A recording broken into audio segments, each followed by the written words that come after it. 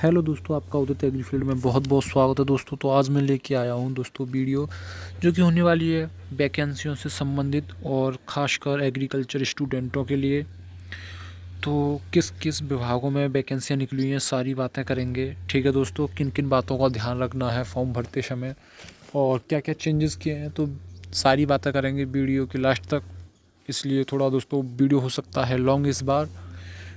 और यह जो वैकेंसी है यह आने वाली है उत्तर प्रदेश लोक सेवा आयोग के अंतर्गत आई है, निकली हुई है। ठीक है दोस्तों, और यह किस किस के लिए होने वाली है? सम्मिलित राज्य प्रवर अधीनस्थ सेवा, ठीक है, पीसीएस परीक्षा 2025 के लिए है। ठीक है दोस्तों, तो आवेदन कब से स्टार्ट हो रहे हैं, क्या लास्ट डेट रहेगी, क्या फ़ीस रहेगी? ठीक है दोस्तों, तो बातें करेंगे। वीडियो के शुरू से लास्ट तक जरूर देखिए। और दोस्तों, यदि आप चैनल पर नए हो तो प्लीज़ चैनल को सब्सक्राइब कर लीजिए ताकि आपको हर प्रकार रोजगार से संबंधित आपको वीडियो प्राप्त होती रहे। और ऑनलाइन ऑफलाइन सभी प्रकार की वैकेंसियों से संबंधित हम वीडियो लेके आते रहते हैं दोस्तों।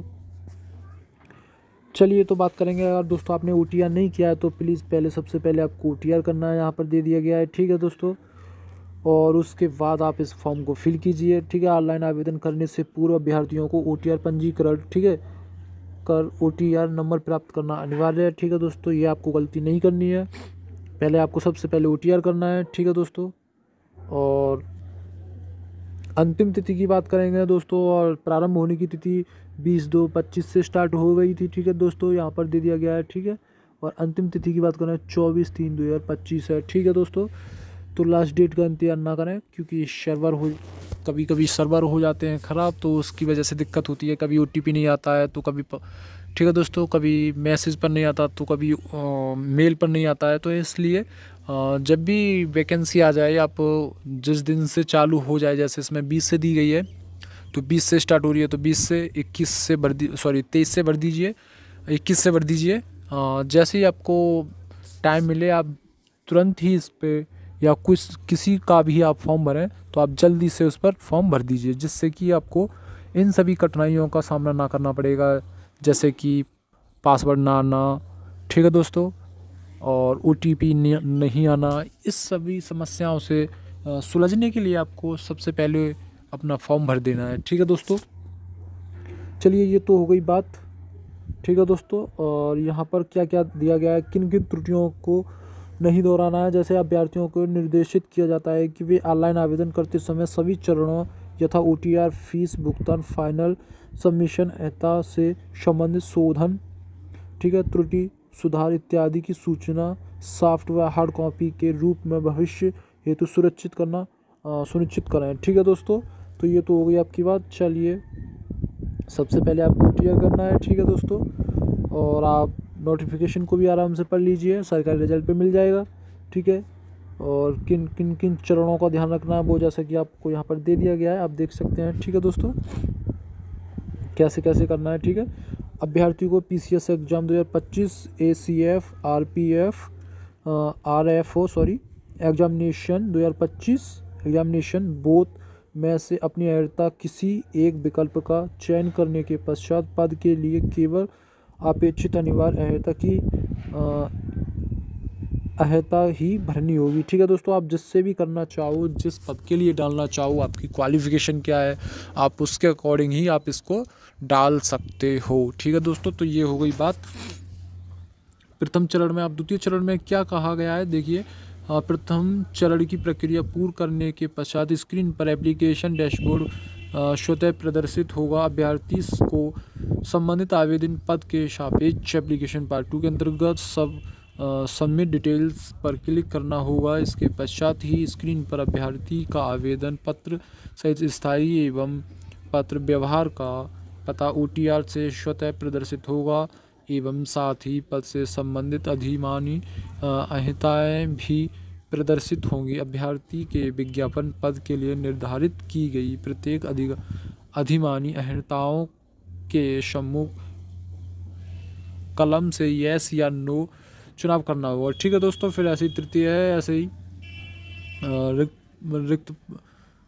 रिक्तों की संख्या। ठीक है दोस्तों, तो आपको किस में भरना है वो आप देख लीजिए, जैसे डिप्टी कलेक्टर, पुलिस उपाधीक्षक, ठीक है, खंड विकास अधिकारी के लिए खंड विकास अधिकारी है। ठीक है, सहायक संभागीय परिवहन अधिकारी के लिए असिस्टेंट कमिश्नर के वाणिज्यकर, जिला कमांडेंट होमगार्ड्स, कोषाधिकारी, ठीक है, लेखाधिकारी, कोषाकार, गन्ना निरीक्षक एवं सहायक चीनी आयुक्त, जिला गन्ना अधिकारी, ठीक है दोस्तों, अधीक्षक, कारागार प्रबंधक, ऋण लघु उद्योग प्रबंधन, विपणन एवं आर्थिक सर्वेक्षण, लघु उद्योग अधिशासी अधिकारी श्रेणी 1, ठीक है दोस्तों, श्रेणी फर्स्ट के लिए सहायक नगर आयुक्त, जिला बेसिक शिक्षा अधिकारी, ठीक है दोस्तों, सह जिला विद्यालय निरीक्षक एवं अन्य समकक्षीय प्रशासनिक पद, सहायक आयुक्त उद्योग प्रवर्धन,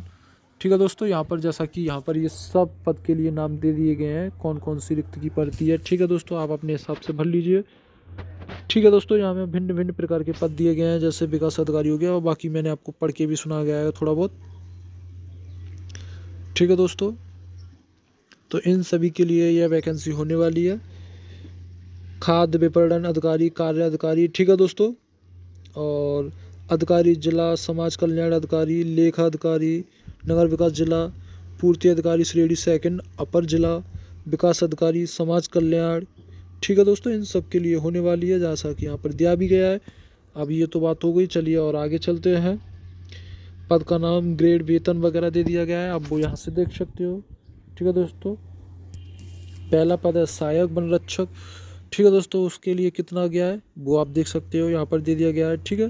फिर क्षेत्रीय वन अधिकारी, उसके लिए देख लीजिए आप, ठीक है दोस्तों। आरक्षण से संबंधित कुछ बात है वो देख लीजिए, नोट क्या चीज़ है वो देख लीजिए, ठीक है दोस्तों। चलिए ये तो हो गई, अब चलते हैं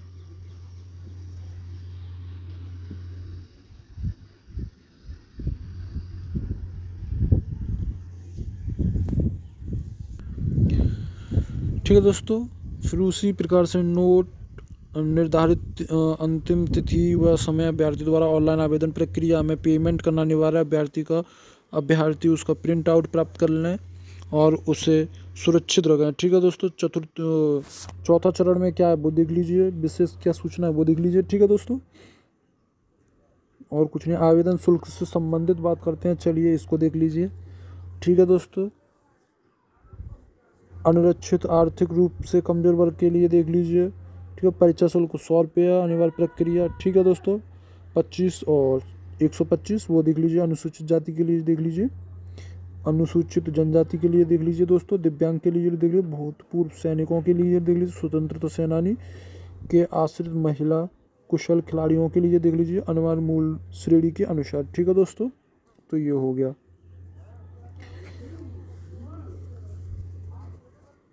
और देखते हैं वैवाहिक परिस्थिति देख लीजिए, ऐसे वैवाहिक पुरुष जिनकी एक से अधिक जीवित पत्नी हो तथा महिला अभ्यर्थी जिन्होंने किसी ऐसे व्यक्ति से विवाह किया है जिनका पहले से ही एक पत्नी हो या पात्र नहीं होंगे जब तक कि महामहिम राज्यपाल ने उक्त शर्त से छूट प्रदान ना कर दी हो, ठीक है दोस्तों। वो देख लीजिए यहाँ पर जैसा कि दिया गया है, वैवाहिक परिस्थिति में शैक्षिक अहता में देख लीजिए, ठीक है दोस्तों। क्या क्या होना चाहिए, आवेदन पत्र स्वीकार किए जाने की अंतिम तिथि तक अभ्यर्थियों को भारत में विधि द्वारा स्थापित किसी मान्यता प्राप्त विश्वविद्यालय की स्नातक उपाधि अवश्य धारित करनी चाहिए। इसका उल्लेख अभ्यर्थी अपने ऑनलाइन आवेदन के निर्धारित स्तंभ में अवश्य करें।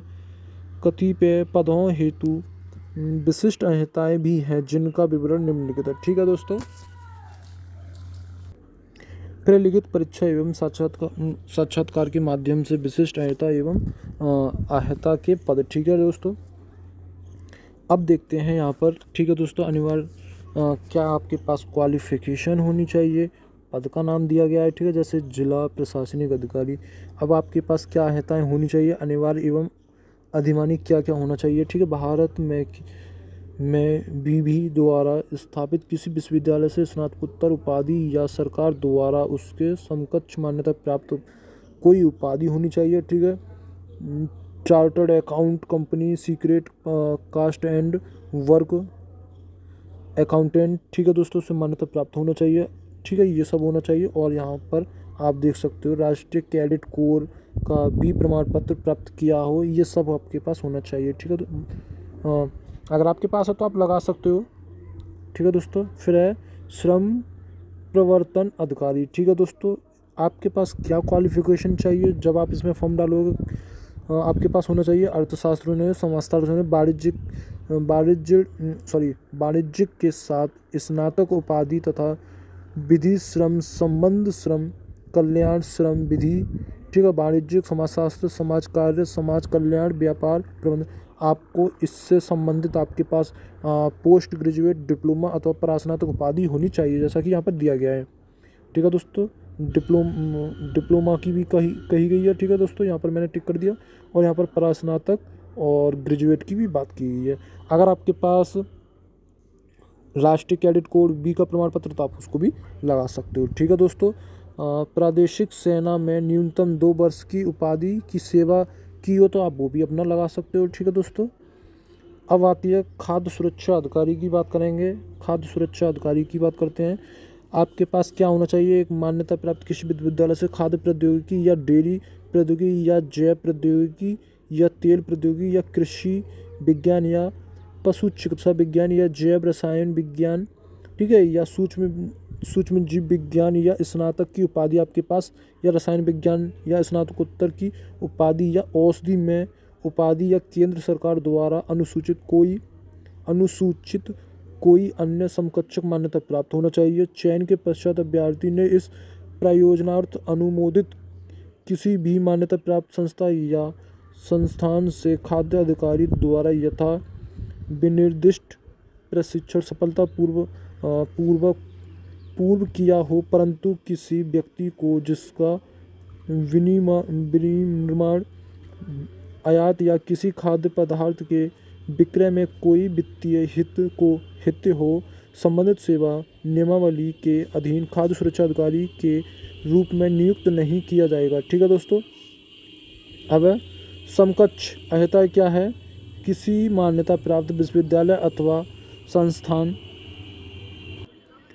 ठीक है दोस्तों, आपके पास ये हो जाएगा। ठीक है, जैसे केमिस्ट्री से होने चाहिए। ठीक है दोस्तों, आपके पास औषधि से कोई ग्रेजुएशन है आप उससे भी डाल सकते हो, एग्रीकल्चर वाले डाल सकते हैं। ठीक है, केमिस्ट्री वाले डाल सकते हैं। ठीक है, सूक्ष्म जीव विज्ञान वाले भी डाल सकते हैं, माइक्रोबायोलॉजी वाले शायद। ठीक है दोस्तों, और जो मैंने बताया वो आपको पढ़ के बताया वो डाल सकते हैं। और चयन के पश्चात ये हो ही गया आपके पास। ठीक है दोस्तों, समकक्ष अहता और किसी मान्यता प्राप्त विश्वविद्यालय अथवा संस्थान से निम्न अध्ययन के विषय में स्नातक या स्नातकोत्तर या डॉक्टरेट की उपाधि होनी चाहिए। ठीक है दोस्तों, अब इसमें क्या क्या है वो भी मैं आपको क्रम वाइज क्रम बताऊंगा। जैसे खाद्य इंजीनियरिंग में हो गया तो आपके पास कृषि विषय के अंतर्गत आने वाले अध्ययन के विषय में। ठीक है दोस्तों, खाद्य इंजीनियरिंग तकनीकी होगी, कृषि इंजीनियरिंग हो जाएगा। ठीक है, खाद्य प्रसंस्करण एवं संरक्षण जैव प्रौद्योगिकी। ठीक है दोस्तों, और है खाद्य प्रसंस्करण तकनीकी में डेयरी तकनीकी हो जाएगी। ठीक है दोस्तों, खाद्य तकनीकी एवं प्रबंधन में मत्स्य पालन हो जाएगा। ठीक है दोस्तों, खाद्य जैव प्रौद्योगिकी में खाद्य तकनीकी हो जाएगी। खाद्य संयंत्र संचालन प्रबंधन में खाद्य पोषण एवं आहार विद्या हो जाएगा। ठीक है दोस्तों, खाद्य प्रक्रिया इंजीनियरिंग एवं प्रबंधन में हॉर्टिकल्चर हो जाएगी। खाद्य प्रसंस्करण में जैसा कि यहाँ पर दिया नहीं है, खाद्य सुरक्षा एवं गुणवत्ता। ठीक है दोस्तों, ये सब हैं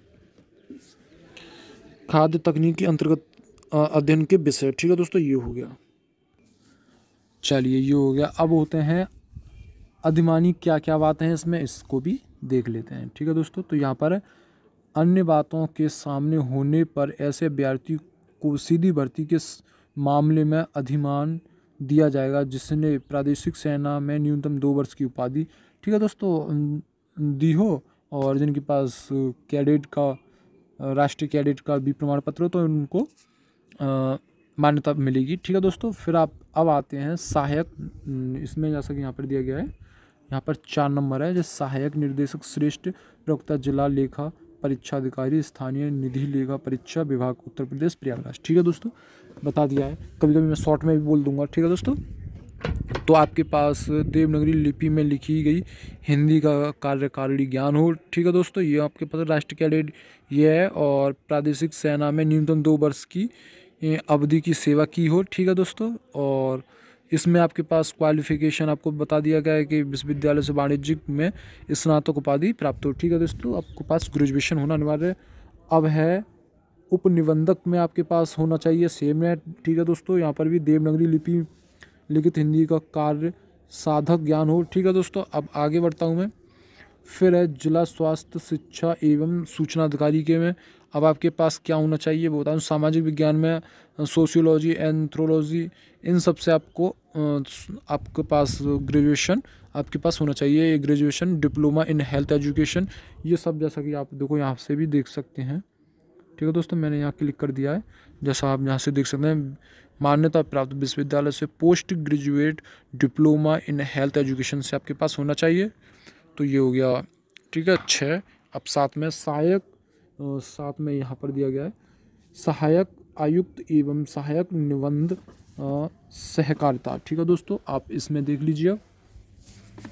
तो अब इसकी बात करते हैं। तो दोस्तों इसमें आपके पास क्या होना चाहिए। सहायक आयुक्त एवं सहायक निबंध, तो आपके पास होनी है भारत में आप भारत में विधि द्वारा ठीक है स्थापित किसी विश्वविद्यालय से कला, वाणिज्यिक या कृषि में स्नातक की उपाधि होनी चाहिए। ठीक है दोस्तों, आपके पास क्या होना चाहिए, इन सब में आपके पास ग्रेजुएशन होना चाहिए, और थोड़ा देवनागरी लिपि में लिखित हिंदी का पूर्ण ज्ञान होना चाहिए। ठीक है दोस्तों, और अधिमानी क्या है, प्रादेशिक सेना में न्यूनतम 2 वर्ष की अवधि की सेवा की हो। ठीक है आप दोस्तों, और कैडेट का भी प्रमाण पत्र हो तो इनको। ठीक है दोस्तों, अब है जिला लेखा परीक्षा अधिकारी की भी देख सकते हैं। ठीक है दोस्तों, यहाँ पर देख सकते हैं, और इसके पास आपके पास क्या क्या होना चाहिए। वाणिज्यिक स्नातक, इसमें आपके पास होना चाहिए स्नातक यानी कि ग्रेजुएशन होना चाहिए।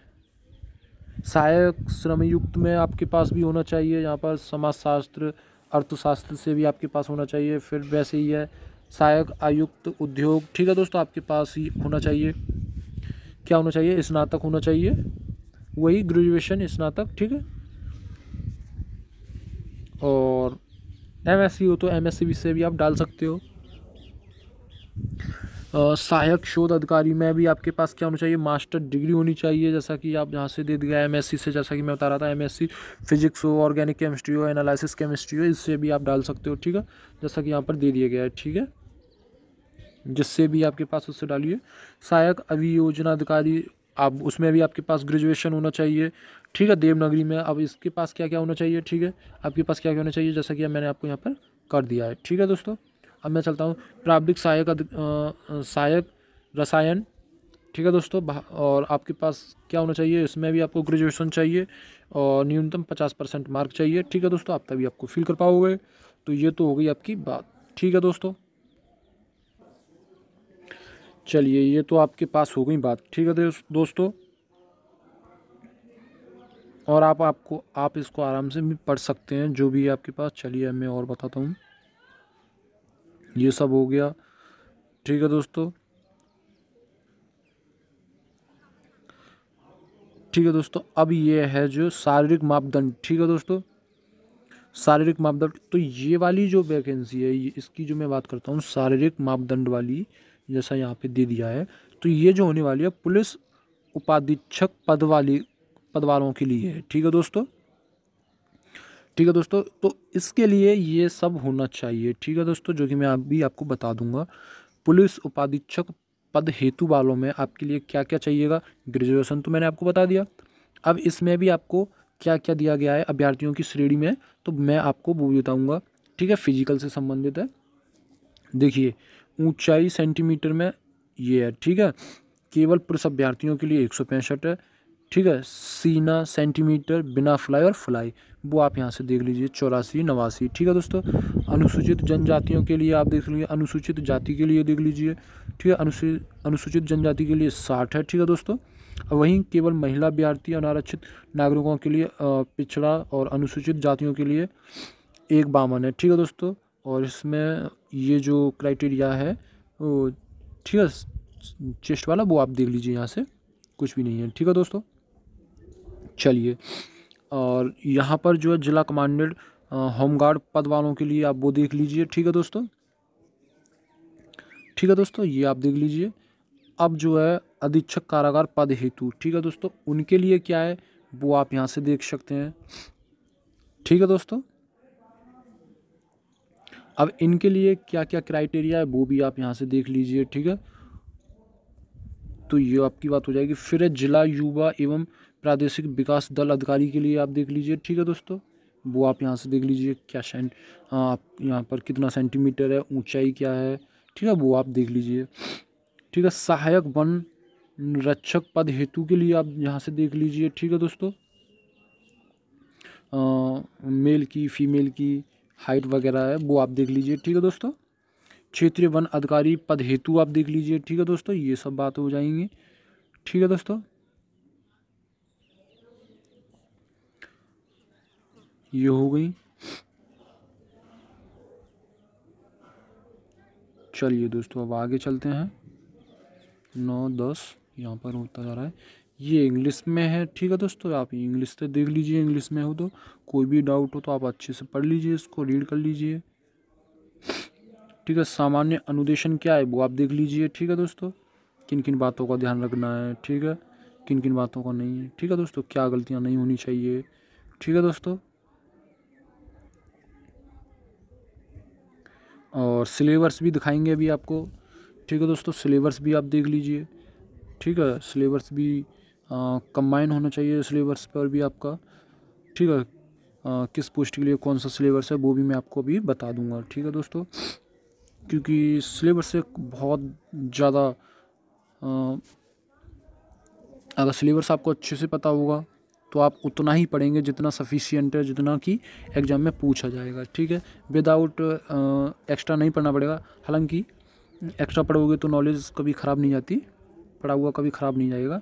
ठीक है दोस्तों, सम्मिलित प्रदेश, यहाँ पर देखिए, सम्मिलित राज्य प्रवर अधीनस्थ सेवा परीक्षा हेतु मुख्य लिखित परीक्षा के लिए निर्धारित विषय। ठीक है दोस्तों, ये आप यहाँ से मुख्य परीक्षा के लिए। ठीक है दोस्तों, तो आप यहाँ से देख लीजिए। ठीक है, अब मैं आगे चलता हूँ धीमे धीमे। व्यक्ति परीक्षा साक्षात्कार के लिए 100, ठीक है दोस्तों, अंक हैं।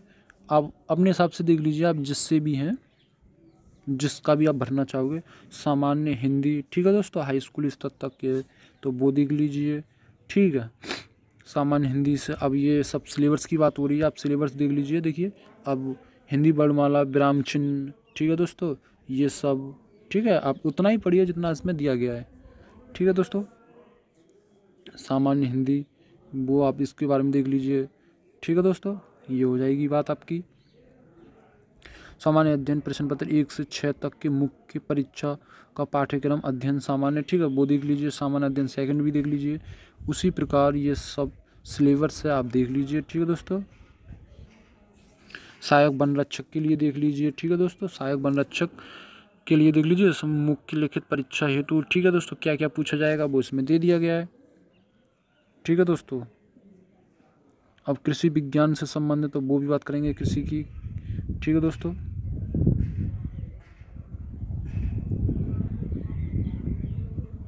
चलिए वो भी देख लेते हैं एक बार। आधा इस साइड में दिया गया है दोस्तों, आधा इस साइड में। ठीक है दोस्तों, इसलिए थोड़ा सा मुझे स्क्रॉल करना पड़ता है। ठीक है दोस्तों, अब चलिए यहाँ पर आ गए। ठीक है, अब प्रश्न पत्र सेकंड सामान्य अध्ययन का। ठीक है दोस्तों, आप यहाँ से देख लीजिए क्या क्या है। तार्किक विश्लेषण, हाँ ठीक है दोस्तों, ये सब है। अंक गणित में देख लीजिए क्या है, बीज गणित में क्या है, लाभ हानि। ठीक है दोस्तों, general English up to high school level की है। ठीक है दोस्तों, सामान्य अध्ययन देख लीजिए। ठीक है दोस्तों, यही है। पशुपालन एवं पशु चिकित्सा, उद्यान विज्ञान, पर्यावरण विज्ञान, ये सब है। ठीक है दोस्तों, वन रक्षक के लिए। ठीक है दोस्तों, ये वाला वन रक्षक जैसा यहाँ पर दिया गया लिखित मुख्य परीक्षा।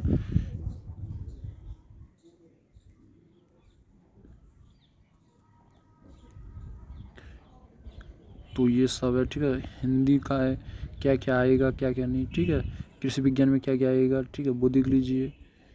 ठीक है, फार्म तथा मशीनरी के बारे में देख लीजिए। कृषि ऊर्जा के संबंधित देख लीजिए।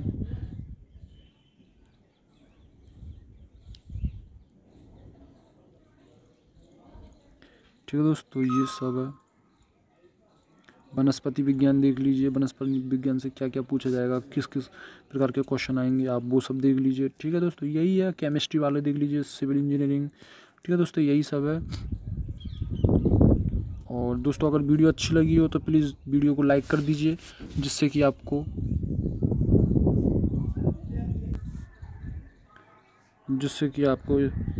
जानकारी प्राप्त होती रहे। दोस्तों मैं इसी प्रकार ऑनलाइन ऑफलाइन सभी प्रकार की संबंधित वीडियो लेके आता रहता हूँ अपने यूट्यूब चैनल पर दोस्तों। ठीक है दोस्तों, ये सब हो गया,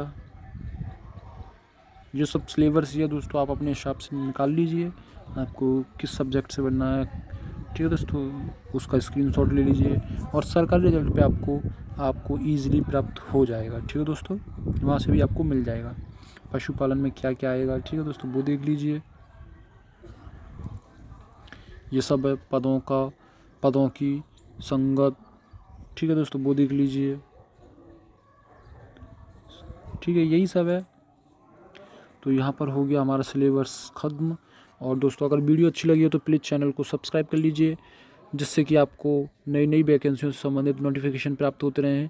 और वीडियो अच्छी लगी हो तो अपने साथ दोस्तों के साथ शेयर कीजिए, जिन्होंने एग्रीकल्चर से बीएससी कर रखी है, कृषि से, और जिन्होंने केमिस्ट्री से कर रखी है, अर्थशास्त्र से। ठीक है दोस्तों, और नेक्स्ट वीडियो में जल्दी मिलेंगे। जब तक जय हिंद, जय भारत।